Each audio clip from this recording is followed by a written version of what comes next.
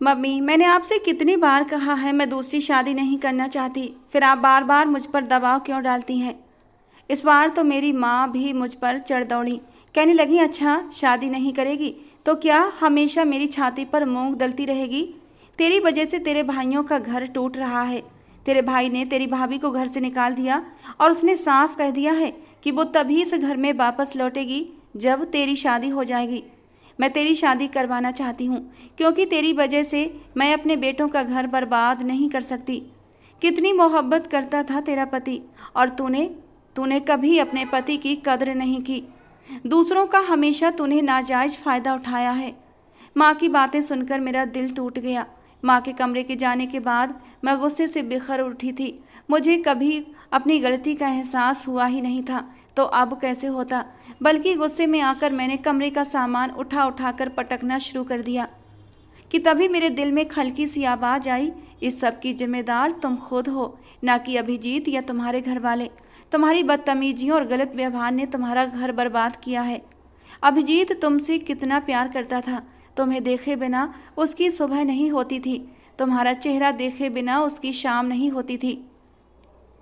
लेकिन तुमने उसे इतना परेशान किया, उसके सब्र का इतना इम्तिहान लिया कि गुस्से में आकर उसने तुम्हें अपनी ज़िंदगी से निकाल दिया।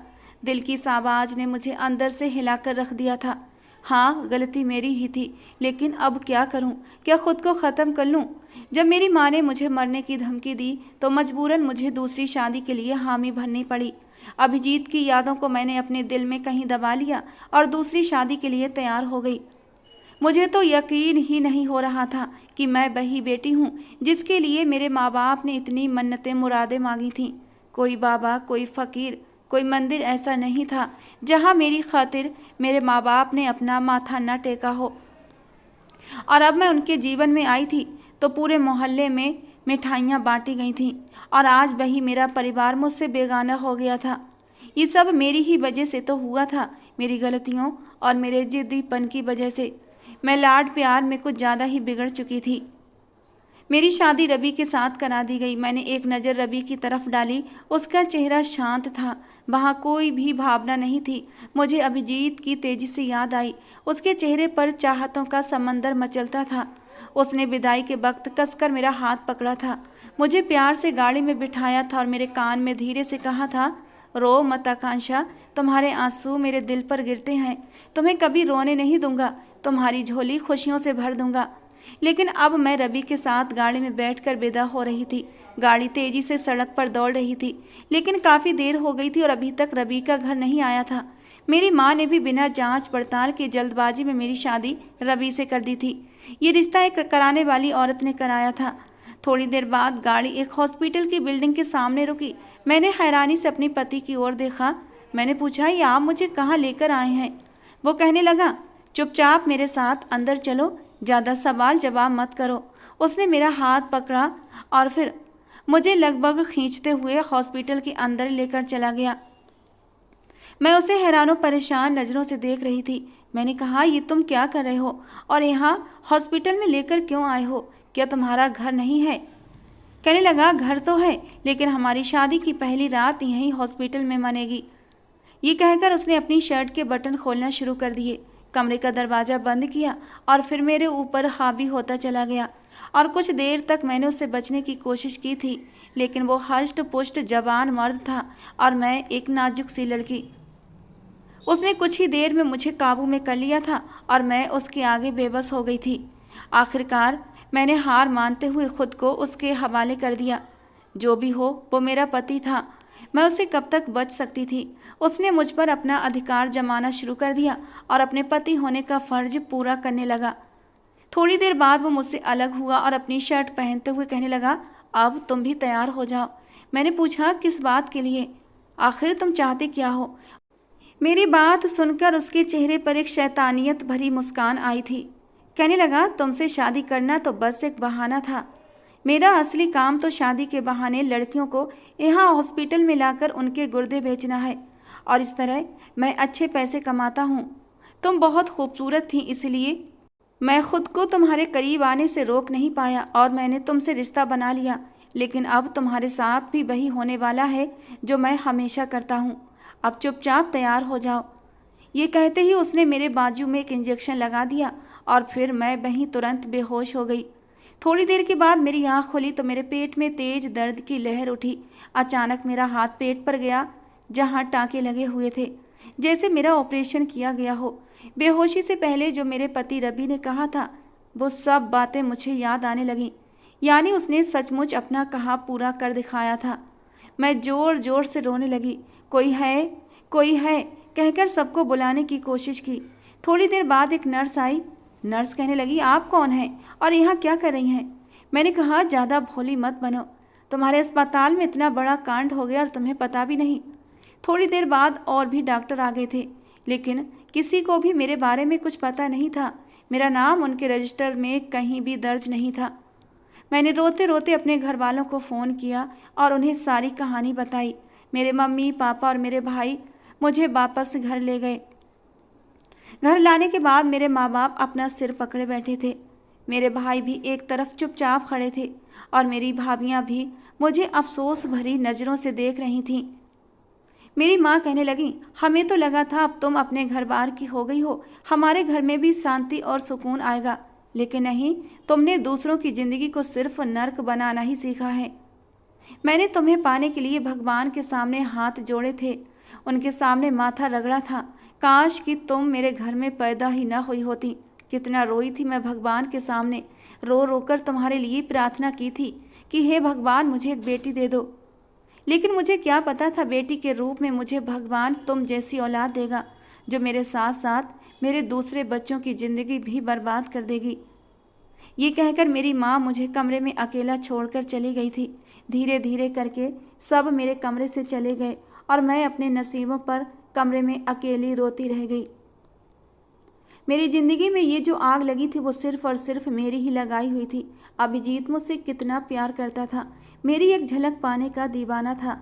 मैं जो भी कहती थी वो सब करता था, मेरी हर जायज़ नाजायज़ बात मानता था। मैंने धीरे से अपनी आंखें बंद की और धीरे धीरे अतीत में खोने लगी। मैं अपने दोनों भाइयों की इकलौती बहन हूँ और अपने माँ बाप की इकलौती लाडली जान थी। मेरे जन्म की खुशी मेरे माँ बाप ने बड़ी धूमधाम से मनाई थी। मैं अपने दोनों भाइयों की पैदाइश के बाद पैदा हुई थी।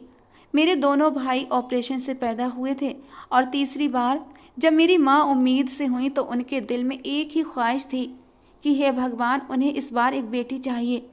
डॉक्टरों ने साफ कह दिया था कि तीसरे बच्चे के बाद मेरी माँ चौथी बार बच्चा नहीं कर पाएंगी, इसलिए उनके पास यही एक मौका था। मेरी माँ ने इस उम्मीद में भगवान से आंसुओं के साथ एक बेटी के लिए दुआएं मांगी। कोई मंदिर, कोई बाबा, कोई फ़कीर ऐसा नहीं था जहाँ उन्होंने मन्नतें न मांगी हों। और आखिरकार 9 महीने के लंबे इंतज़ार के बाद जब मेरा जन्म हुआ और माँ को मेरे जन्म के बारे में बताया गया कि उन्होंने एक बेटी को जन्म दिया है, तो उनकी आंखों से खुशी के आंसू बह निकले। पूरे घर में जैसे जश्न का माहौल छा गया था। पूरे ख़ानदान और मोहल्ले में मिठाई बांटी गई थी। सब लोग हैरान थे कि बेटी के जन्म पर इतनी खुशी मनाई जा रही है, लेकिन मेरे माँ बाप तो इस बात से ही फूले नहीं समा रहे थे कि उनके घर एक नन्ही गुड़िया आई है। मेरे दोनों भाई भी हर वक्त मुझे गोद में उठाए रखते थे, जैसे उनकी बस यही एक तमन्ना थी। अगर मैं ज़रा सा भी रो देती तो सभी परेशान हो जाते। मुझे कभी भी किसी चीज़ के लिए रोने की ज़रूरत ही नहीं पड़ी थी। मेरी हर छोटी से छोटी और बड़ी से बड़ी ज़रूरत पूरी कर दी जाती थी। मेरे पास हर तरह के खिलौने थे। कभी पापा कुछ ले आते तो कभी मेरे भाई। मेरा बचपन बाकी शहजादियों की तरह गुजरा। घर में सब मुझे बहुत प्यार से रखते थे। मेरी माँ रोज़ मेरे लिए नए नए पकवान बनाती और जब तक मैं खा न लेती मेरे माँ बाप के गले से निवाला नहीं उतरता था। मुझे भी अपने नखरे उठाने का शौक़ था, क्योंकि मुझे पता था मेरे नखरे उठाने वाले घर में मौजूद हैं। मेरी माँ कभी मेरे पीछे प्लेट लिए दौड़ती तो कभी मेरे पापा मुझे गोद में बिठाकर मुझे मनाने की कोशिश करते। मैं नखरे करके ही खाना खाती थी। धीरे धीरे मुझे अपनी हर जिद पूरी करवाने की आदत पड़ चुकी थी। जैसे जैसे मैं बड़ी होने लगी मेरी माँ मेरे पापा को समझाने लगी कि देखो, अब आकांक्षा बड़ी हो रही है, उसकी हर जिद पूरी मत किया करो। मगर मेरे पापा मेरी माँ की बात पर ध्यान नहीं देते थे, बल्कि उन्हें खामोश करा देते। समय के साथ माँ मेरी हरकतों को लेकर चिंतित रहने लगी। अब वो मुझे टोकने लगी, क्योंकि मेरी उम्र के साथ मेरी जिद भी बढ़ती जा रही थी। अगर मेरी माँ किसी बात पर मुझे टोकती या डांटती तो मैं तुरंत पापा से शिकायत करती। पापा मेरी बात सुनते और मेरी माँ को डांट लगाते, जबकि माँ चाहती थी कि मुझे घर के काम काज सिखाए जाए। उनका कहना था कि लड़कियों को इतनी छूट नहीं मिलनी चाहिए, क्योंकि उन्हें पराए घर भी जाना होता है। मगर मैं उनकी बातों को एक कान से सुनकर दूसरे कान से निकाल देती थी। अब तो मुझे अपनी माँ की बातें जहर की तरह लगती थीं।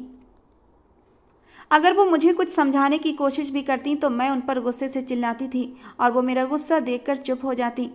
मैंने माँ के साथ भी बदतमीजी करना शुरू कर दिया था। हाँ, पापा के सामने थोड़ा डर जाया करती थी। मेरी माँ चाहती थी मैं घर के काम काज सीखूं, मगर मुझे घर का कोई भी काम करना बोझ लगता था। सारा दिन मैं बिस्तर पर पड़ी रहती, मोबाइल में लगी रहती या फिर सहेलियों से फ़ोन पर बातचीत करती रहती। पढ़ाई में भी मैं उतनी अच्छी नहीं थी। मैं तो बस नाम के लिए पढ़ाई कर रही थी और फिर घर बैठ गई। मैंने सोचा कि मुझे पढ़ाई करने की आखिर ज़रूरत ही क्या है। कौन सा मुझे पढ़ लिख कर नौकरी करनी थी। हर चीज़ तो मांगने से पहले ही मुझे मिल जाती है। मेरे माँ पापा ने बहुत चाहा कि मैं अच्छी शिक्षा हासिल करूं, पर मैंने उनकी बातों को एक कान से सुनकर दूसरे कान से निकाल दिया। मुझे यकीन था कोई मेरे फैसले के खिलाफ नहीं जाएगा। ख़ानदान की सारी लड़कियां मेरे ऐशो आराम को देखकर मुझसे जलती थीं। सभी लोग कहते, काश हमारे माँ बाप भी हमें तुम्हारे जैसे प्यार करते, और मैं उनकी बातें सुनकर मुस्कुरा देती। मैं इकलौती थी, लाडली थी, खूबसूरत भी बहुत थी और अपनी खूबसूरती पर मुझे बेहद घमंड भी था।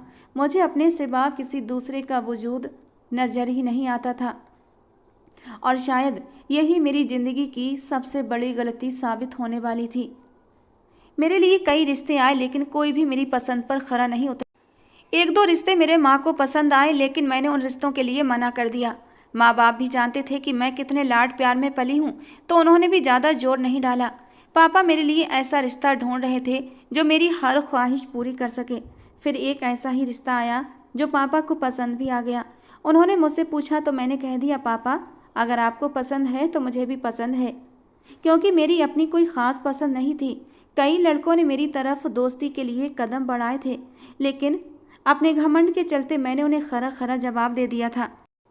अभिजीत ने मुझे कहीं आते जाते देखा और मुझे प्रपोज करने की बजाय डायरेक्ट अपना रिश्ता भेज दिया था। अभिजीत मुझसे बेइंतहा प्यार करता था, मानो वो मुझ पर दिलो जान से फिदा हो। उसकी इस दीवानगी से मेरा गुरूर और भी बढ़ गया था, क्योंकि मुझे तो हमेशा ही लगता था हर कोई मेरी खूबसूरती का दीवाना हो जाता है। माँ ने मुझसे कई बार कहा कि शादी से पहले घर के कुछ काम काज सीख लो, पर हर बार की तरह मैं उनकी बात को एक कान से सुनकर दूसरे से निकाल देती। घर के कामों में मेरी कभी कोई दिलचस्पी थी ही नहीं।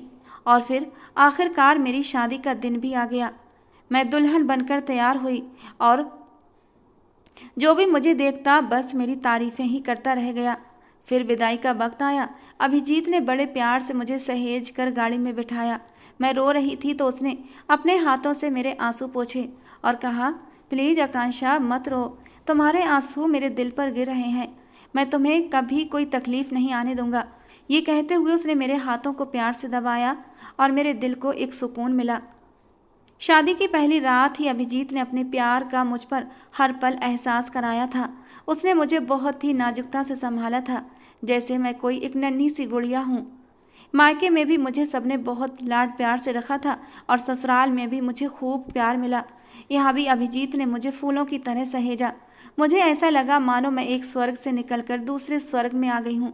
अभिजीत मेरी हर ख्वाहिश पूरी करता, और अगर मैं दिन को रात कहती तो वो भी उसे रात ही कहता। शादी का पहला महीना कब बीत गया पता ही नहीं चला। मेरी 3 नंदें थीं और मेरे पति अपने माँ बाप के इकलौते बेटे थे। ससुर जी नहीं थे और मेरी सास भी बीमार रहती थी। शादी के बाद घर की सारी जिम्मेदारियां अब मेरे ऊपर आ गईं, क्योंकि सास के जोड़ों में हर समय दर्द रहता था और वो काम नहीं कर पाती थी। लेकिन मुझे तो खाना बनाना भी नहीं आता था और ना ही मेरा सीखने का कोई इरादा था। मैंने अभिजीत से साफ कह दिया, देखो अभिजीत, मैं किचन में कदम भी नहीं रखूंगी। इस बात पर पहली बार अभिजीत ने मुझ पर गुस्सा किया था। उसने कहा, आकांक्षा, घर के कामों की जिम्मेदारी अब तुम्हारी है।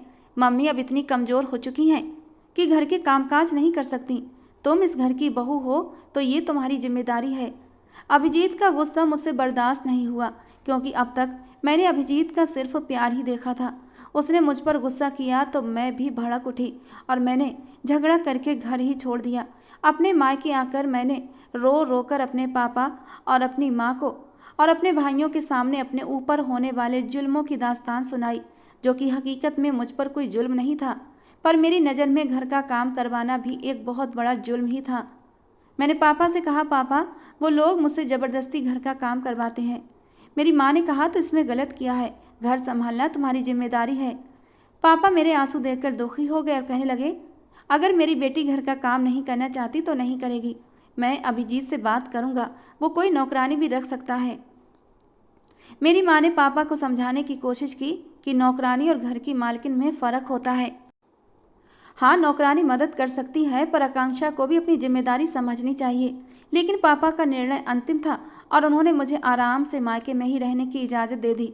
मुझे भी वहाँ वापस जाने का कोई ख़ास मन नहीं था, क्योंकि मायके में तो मुझे गिलास पानी भी खुद से लेना नहीं पड़ता था। उधर अभिजीत मुझसे मिलने की तड़प में बेचैन हो रहा था।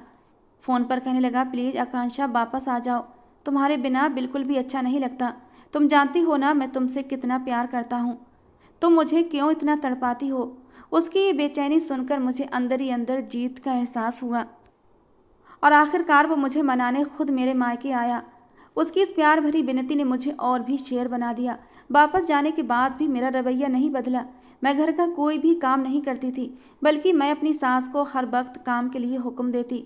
मेरी नंदें कभी कभी मिलने आती तो मैं उनसे सीधे मुंह बात भी नहीं करती। मुझे उनका आना अपने आराम में खलल जैसा लगता था और मैंने उन लोगों से साफ कह दिया कि मेरे घर आने की ज़रूरत नहीं है। जब अभिजीत को ये बात पता चली तो उसने गुस्से में आकर कहा, तुमने मेरी बहनों को घर आने से मना क्यों किया? जितना ये घर तुम्हारा है उतना ही उनका भी हक है इस घर पर। पापा के बाद मेरी बहनों की जिम्मेदारी मुझ पर है। अभिजीत के ताने पर मैं अपना आपा खो बैठी और ताव में आकर कहने लगी, अगर तुम्हें अपनी बहनें और अपनी माँ इतनी ही प्यारी हैं तो उन्हीं के साथ रहो। मैं जा रही हूँ अपने मम्मी पापा के पास। और इस बार मैं वापसी का इरादा छोड़कर दोबारा मायके आ गई। 1.5 महीने बाद अभिजीत ने फिर से मुझे मनाने की कोशिश की और इस बार मैंने सख्त शर्तें रखीं कि तुम्हारी बहनें इस घर में कभी नहीं आएंगी। अगर मिलने का मन है तो खुद ही उनसे मिलकर आओ, पर मैं नहीं चाहती कि वे मेरे घर पर आए। अभिजीत ने हार मानकर मेरी सारी शर्तों को स्वीकार कर लिया और अब तो मैं खुद को इस घर की मालकिन समझने लगी। अब मेरा जिद्दीपन और मेरी बदतमीजी हद से ज़्यादा बढ़ गया था। मेरी सास एक सीधी सादी औरत थी। वो नहीं चाहती थी उनके घर में लड़ाई झगड़ा हो और वैसे भी वो अच्छे से जानती थी कि उनका बेटा मुझ पर दिलो जान से फिदा है। और जब मैं घर छोड़कर चली जाती हूँ तो अभिजीत बहुत उदास हो जाता है और वो अपने बेटे को परेशान देखना नहीं चाहती थी, इसीलिए वो मेरी सारी बातें मानती थी। मैं अपनी सास को आदेश देती और उनके भोलेपन का खूब फ़ायदा उठाती। अभिजीत के जाते ही मैं सारा काम उनसे ही करवाती थी, झाड़ू पोंछा बर्तन खाना सब कुछ। मेरे लिए नाश्ता और दोपहर का खाना मेरे कमरे में ही आता था और मैं पानी का गिलास भी खुद उठकर नहीं पीती थी। मेरी सास मजबूरी में मेरे हर कहे काम को करती, क्योंकि वो जानती थी अभिजीत मुझसे कितना प्यार करता है और मेरे बिना उदास हो जाता है। मेरी ज़िंदगी अब ऐशो आराम से भरी हुई थी। घर में मुझे किसी चीज़ की कमी नहीं थी और अभिजीत मेरे खूब नखरे उठाता था, मुझे और भी ख़ास महसूस कराता। अभिजीत को हमेशा लगता कि अब मैं ही घर के सारे काम कर रही हूँ, इसलिए वो मुझे बेहद प्यार जताने लगा था। वो मुझे घुमाने ले जाता, मुझे शॉपिंग कराता और अगर मैं बीमार पड़ जाती तो पूरी पूरी रात जाग कर मेरी सेवा भी करता था। इस बीच मेरे दोनों भाइयों की शादी तय हो गई और दोनों की शादी एक ही साथ हो रही थी। मैं शादी से पूरा 1 महीना पहले ही अपने मायके चली आई थी। अभिजीत ने मुझे जाने की इजाज़त तो दे दी थी, लेकिन जाते वक्त उसने कहा, आकांक्षा तुम्हारे बिना घर अच्छा नहीं लगता और माँ की तबीयत भी ठीक नहीं है। पर मैंने उसकी एक न सुनी और मायके आ गई। बीच बीच में वो मुझे फ़ोन पर बताता कि माँ की तबीयत और बिगड़ रही है, एक बार आकर देख लो, लेकिन मैंने एक बार भी उसकी खैर खबर नहीं ली थी। शादी के बाद मेरी दोनों भाभियां विदा होकर आ गई थीं, लेकिन मैं मायके में ही रुकने की जिद पर अड़ी रही। मुझे अपनी भाभियों के साथ और वक्त बिताना था ताकि मैं उनके रंग ढंग अच्छे से देख सकूं। मेरे मन में ये डर था कि जैसे मैं अपने ससुराल में रानियों की तरह राज करती हूँ, कहीं मेरी भाभियाँ भी मेरे जैसे ही ना हो जाएं। मैंने मन में ठान लिया था कि अगर ऐसा हुआ तो उनके पर कतरने से भी मैं नहीं हिचकिचाऊंगी। उधर अभिजीत मुझे रोज़ फ़ोन करके घर लौटने का आग्रह करता, जिससे मैं झुंझला जाती। और फिर आखिरकार उसकी लगातार मिन्नतों के बाद मुझे वापस अपनी ससुराल लौटना ही पड़ा। जब तक मैं मायके में थी, मैंने अपने भाभीियों को अपनी मुट्ठी में कर रखा था, लेकिन जैसे ही मैं ससुराल पहुंची और अपनी सास की हालत देखी तो मैं गुस्से से भर उठी। मेरी सास सच में बहुत बीमार थी और बिस्तर से उठ भी नहीं पा रही थी। मुझे इस बात का गुस्सा था कि अब घर के सारे काम मुझे ही करने पड़ेंगे। अगले दिन मैं हमेशा की तरह देर तक सोती रही। अभिजीत बिना नाश्ता किए ही ऑफिस चला गया। मुझे तो इस बात का अंदाज़ा भी नहीं था कि मेरी सास ने कल रात से कुछ भी नहीं खाया था। मेरी सास धीरे धीरे मुझे आवाज़ें दे रही थी कि शायद मैं उन्हें कुछ खाने के लिए पूछ लूं, लेकिन मैं उनकी आवाज़ें अनसुनी कर रही थी। और आखिरकार जब उनसे भूख बर्दाश्त नहीं हुई तो वो खुद ही कमरे से निकलकर बाहर आई थी और मुझसे कुछ खाने के लिए मांगने लगीं। मैं उसी वक्त सोकर उठी थी और मेरा मूड भी ख़राब था, इसलिए उल्टा मैं उन पर ही झुंझलाने लगी। मेरी बदतमीजी से मेरी सास की आंखें भर आईं और फिर वो खुद ही किचन की ओर जाने लगीं। ये देखकर मुझे और भी गुस्सा आ गया और मैंने उनका हाथ पकड़कर उन्हें ज़ोर से धक्का दे दिया। इसी बीच अभिजीत अचानक घर में दाखिल हुआ था और उसने ये सब कुछ अपनी आंखों से देख लिया। अभिजीत के हाथ में खाने के पैकेट थे। शायद उसे एहसास हो गया था कि मैं अब तक सो रही होंगी। अपनी माँ की हालत का ध्यान रखते हुए वो बाहर से ही खाना पैक करवा कर लाया था ताकि दोपहर में उसकी माँ कुछ खा सके। जैसे ही मैंने अपनी सास को धक्का दिया वो गिरने को ही थी कि पर अभिजीत ने हाथ में पकड़ा खाना एक तरफ फेंका और दौड़कर अपनी माँ को संभाल लिया। अपनी माँ को गिरते गिरते बचाया। अभिजीत का चेहरा गुस्से से लाल हो गया था।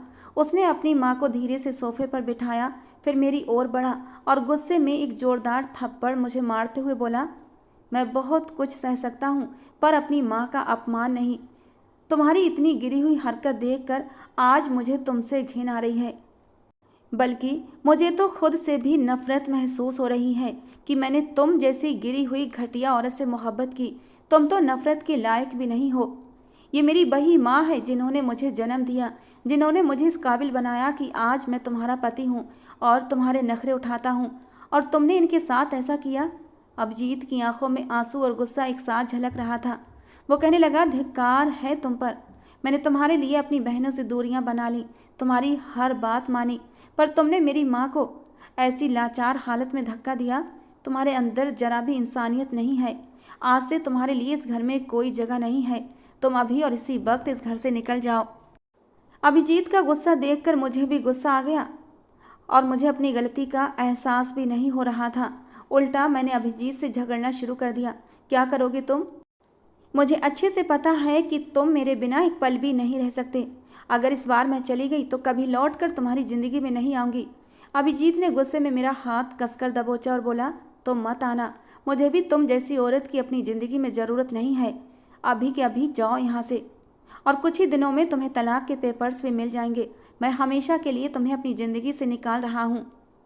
अभिजीत के मुंह से तलाक शब्द सुनते ही मेरे पैरों तले से ज़मीन खिसक गई।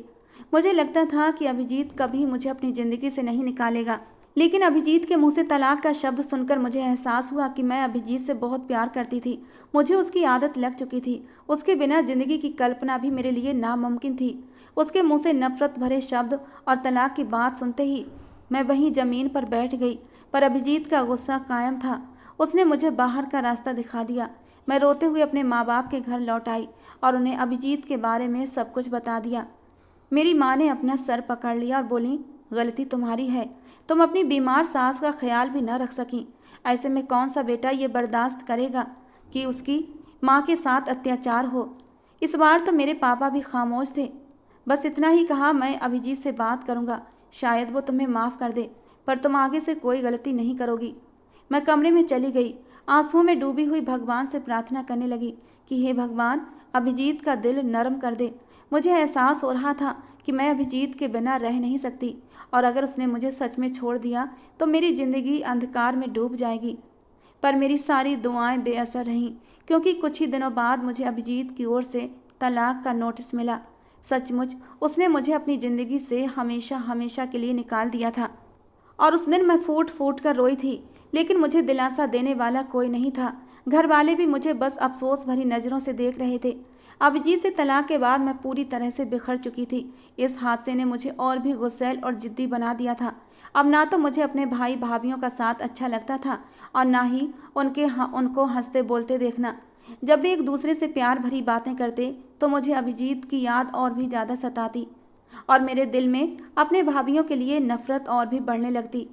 मैंने तय कर लिया था कि अगर मैं अपने पति के साथ नहीं रह सकी तो मैं अपने भाभियों को भी उनके पतियों के साथ खुश नहीं रहने दूंगी। इसी इरादे से मैंने बेवजह अपने भाभियों से झगड़े करना शुरू कर दिए। मैं उनके हर काम में कमी निकालती और हर बात पर उनसे बहस करती। मेरी माँ मुझे टोकती लेकिन मुझे कोई फ़र्क नहीं पड़ता था। मेरे भाई मेरे पापा मेरी बातों पर विश्वास कर लेते और मेरी भाभियों से खूब झगड़ा करते। एक दिन मेरी छोटी भाभी मेरे सामने आकर खड़ी हो गई और बोली, तुम अपना घर तो बसा नहीं सकी, अब हमारी खुशियों के पीछे क्यों पड़ी हो? कम से कम हमारा नहीं तो अपने भाइयों का ही ख्याल कर लो। अगर उनका घर बिखर गया तो वो भी कभी खुश नहीं रह पाएंगे। भाभी की ये बात सुनकर मुझे बहुत गुस्सा आया था और मैंने मन ही मन ठान लिया था मैं उसे घर से निकलवा कर ही दम लूँगी। कुछ दिनों बाद मेरी छोटी भाभी का एक कॉलेज का दोस्त उसे अपनी शादी का कार्ड देने आया था। बस मुझे भाभी के खिलाफ एक बहाना मिल गया। जैसे ही भाई ऑफिस से घर आए मैंने उन्हें इशारे से अपने कमरे में बुलाया और सारा किस्सा बड़ा चढ़ाकर उन्हें सुना दिया कि भाभी का दोस्त कई घंटों तक उनके साथ कमरे में अकेला था। मैंने कहा कि भाभी ने मम्मी के साथ भी बदतमीजी की थी जिस पर मम्मी रोने लगी थी। बल्कि सच्चाई तो ये थी कि वो दोस्त केवल कुछ मिनटों के लिए आया था और मम्मी के सामने ही अपनी शादी का कार्ड देकर वापस चला गया था। मेरी बातों से भाई का गुस्सा 7वें आसमान पर पहुंच गया। उन्होंने भाभी के कमरे में जाकर उनसे खूब झगड़ा किया और गुस्से में उन पर हाथ भी उठा दिया। मम्मी को जब ये बात पता चली तब तक भाई ने गुस्से में भाभी को घर से निकाल दिया था। भाभी अपनी सफाइयाँ देती रहीं लेकिन भाई ने उनकी एक न सुनी। इस सब के बाद मैं अपनी जीत पर खुशी मना रही थी और जब मम्मी को असलियत का पता चला तो उन्होंने अपना सिर पकड़ लिया था। उन्होंने भाई को सारी सच्चाई बताई और भाई अपनी गलती पर बेहद शर्मिंदा हुए। किसी ने मुझसे कुछ कहा तो नहीं पर सबकी नज़रों में मेरे लिए एक अजनबीपन और गुस्सा था। भाभी को भाई ने फ़ोन पर माफ़ी मांगी लेकिन भाभी ने साफ कह दिया, मैं तुम्हें तो माफ़ कर दूंगी क्योंकि इसमें तुम्हारी कोई गलती नहीं थी, पर अब मैं तभी घर वापस आऊँगी जब तुम्हारी बहन उस घर में नहीं होगी। भाभी की शर्त को देखते हुए मेरी माँ ने मेरी शादी कराने का फैसला करा और फिर शादी कराने वाली से मेरी शादी के लिए कह दिया क्योंकि वो अपने बेटों का घर बर्बाद होते नहीं देखना चाहती थी। मैंने लाख कहा कि मैं शादी नहीं करूंगी, मैं अभिजीत के अलावा किसी और के बारे में सोच भी नहीं सकती, लेकिन मेरी माँ ने मेरी एक न सुनी। रिश्ता कराने वाली ने रवि का रिश्ता सुझाया और बिना जांच पड़ताल के मेरी माँ ने मेरी शादी रवि से तय कर दी। कुछ ही दिनों में मेरी विदाई हो गई और मैं रवि के साथ उसके घर आ गई, लेकिन रवि एक गलत इंसान साबित हुआ। वो अपना घर ले जाने के बजाय मुझे अस्पताल में लेकर आया, मेरे साथ पति पत्नी का रिश्ता बनाया और ऑपरेशन करके मेरा गुर्दा निकाला और फिर मुझे लावारिसों की तरह वहीं छोड़कर भाग गया। आज मैं अपने कमरे में पड़ी दर्द से तड़प रही थी, लेकिन जिस्मानी दर्द से कहीं ज़्यादा मुझे अपने दिल में चल रही पीड़ा महसूस हो रही थी।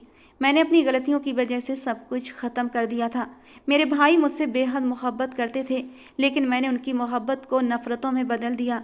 मेरा पति अभिजीत, जिसने हमेशा मुझे प्यार दिया, उसने मुझे अपनी ज़िंदगी से निकाल दिया। आज मुझे उसकी बहुत याद आ रही थी। मैं तड़प तड़प कर रो रही थी। मैं आज खाली दामन रह गई थी। अपने गुरूर, अपने गलत व्यवहार की वजह से मैंने इतने प्यारे रिश्तों को खो दिया था और फिर अचानक मेरी तबीयत बहुत बिगड़ गई। मैं बेहोश हो गई। जब मुझे होश आया तो मैं अस्पताल के कमरे में थी। मैं बेतहाशा रो रही थी, हाथ जोड़ जोड़ कर सबसे माफ़ियाँ मांग रही थी, अपनी भाभियों से, अपने माँ बाप से, अपने भाइयों से। सबने मुझे माफ़ कर दिया, लेकिन फिर भी मेरे दिल में सुकून नहीं था। एक इंसान था जिसकी माफ़ी मुझे सबसे ज़्यादा चाहिए थी, अभिजीत। मैंने माँ से रोते हुए कहा, माँ एक बार अभिजीत को बुला दो, मैं उससे माफ़ी मांगना चाहती हूँ। मेरी माँ मुझे डिस्चार्ज करा के घर ले आई थी, लेकिन मेरा दिल बेचैन था। अभिजीत से मिलने के लिए मैं तड़प रही थी। मेरी माँ अभिजीत को बुलाने के हक में नहीं थी। कहने लगी, किस मुँह से अभिजीत को बुलाऊं? तुमने उसे कौन सा सुख दिया था, बल्कि तुमने उसकी ज़िंदगी में कितने कांटे बिछाए हैं। लेकिन मेरे पापा ने मेरी हालत को देखकर तरस खाया और उन्होंने अभिजीत को फ़ोन कर दिया। पापा ने उसे बताया कि मैं उससे मिलकर सिर्फ एक बार माफ़ी मांगना चाहती हूँ। उसकी हालत बहुत ख़राब है, अभिजीत तुरंत ही मुझसे मिलने चला आया था। जैसे ही मैंने अभिजीत को देखा मेरी आंखों में आंसू भर आए। वो बहुत कमज़ोर हो गया था। बड़ी हुई शेव, आंखों के नीचे गड्ढे पड़ चुके थे, जैसे बरसों का बीमार हो। मुझे देखते ही तड़प कर मेरी ओर बढ़ा था। उसकी आंखों में आंसू भर आए। मैं भी तड़प तड़प कर रो रही थी। मुझे रोता देख अभिजीत मेरे करीब आया, मेरे हाथों को थाम लिया, कहने लगा, प्लीज़ आकांक्षा रो मत। तुम्हें अपनी गलतियों का एहसास है, यही सबसे बड़ी बात है। खुद को परेशान मत करो। तुम्हारी हालत के बारे में मैं सब कुछ जान गया हूँ और मैं तुम्हें दिल से माफ़ करता हूँ। अभिजीत ने मुझे सीने से लगा लिया और मुझे ऐसा लगा जैसे भारी बोझ मेरे सीने से उतर गया हो। मैंने अभिजीत के सीने में सिर छिपाकर कहा, अगर तुमने मुझे माफ़ कर दिया है तो मुझे अपनी ज़िंदगी में वापस शामिल कर लो। मैं तुम्हारे बिना अधूरी हूँ, तुम्हारे बिना जी नहीं सकती। मुझे अपनी पनाहों में समेट लो। अकेले चलते चलते मैं थक चुकी हूँ। मेरी राह से कांटे चुन लो अभिजीत, वरना मैं मर जाऊंगी तुम्हारे बिना। अभिजीत का दिल मेरी हालत पर पसीज गया और उसने दोबारा मुझसे शादी कर ली। वो मुझे अपने घर ले आया। जब मैं उसके साथ घर आई तो मेरे दिल को बहुत सुकून मिला। मैंने अपनी सास के पैरों में गिरकर माफ़ी मांगी। मेरी सास का दिल बहुत बड़ा था, उन्होंने मुझे माफ़ कर दिया और फिर मैंने अपने घर की बागडोर संभाल ली। शुरू में काम करने में मुझे दिक्कत हुई क्योंकि मैंने कभी काम नहीं किया था, लेकिन अभिजीत हर कदम पर मेरे साथ खड़ा रहा। मैंने अपनी नंदों को भी अपने घर बुलाया और उनसे माफ़ी मांगी। अब हर रविवार मेरी तीनों नंदें मेरे घर आती हैं और हम खूब मौज मस्ती करते हैं। मैंने अपनी सास की सेवा करने की जिम्मेदारी ले ली। अब मैं उन्हें उठकर एक गिलास पानी तक नहीं पीने देती। उनकी सेवा करके मैंने अभिजीत के दिल में फिर से मेरे लिए मोहब्बत जगा दी। हमारा घर खुशियों से भर गया था। मैं बस यही कहना चाहती हूँ कि कभी भी प्यार करने वाले रिश्तों को अपने गुरूर और अपने घमंड के चक्कर में हाथों से न जाने दें। ये रिश्ते अनमोल होते हैं। किस्मत वालों को ही प्यार करने वाले रिश्ते मिलते हैं। अपने घर को स्वर्ग हम अपने हाथों से बना सकते हैं। छोटी सी गलती से अपने हंसते खेलते परिवार को न बिगाड़ें। रिश्तों की कदर करें, क्योंकि ये प्यार भरे रिश्ते हमारे जीवन की सबसे बड़ी पूंजी होते हैं। तो दोस्तों, आज की हमारी ये कहानी आपको कैसी लगी ज़रूर बताना। पसंद आई हो तो प्लीज़ लाइक करना। रोज़ एक नई कहानी सुनने के लिए हमारे चैनल को भी सब्सक्राइब करना।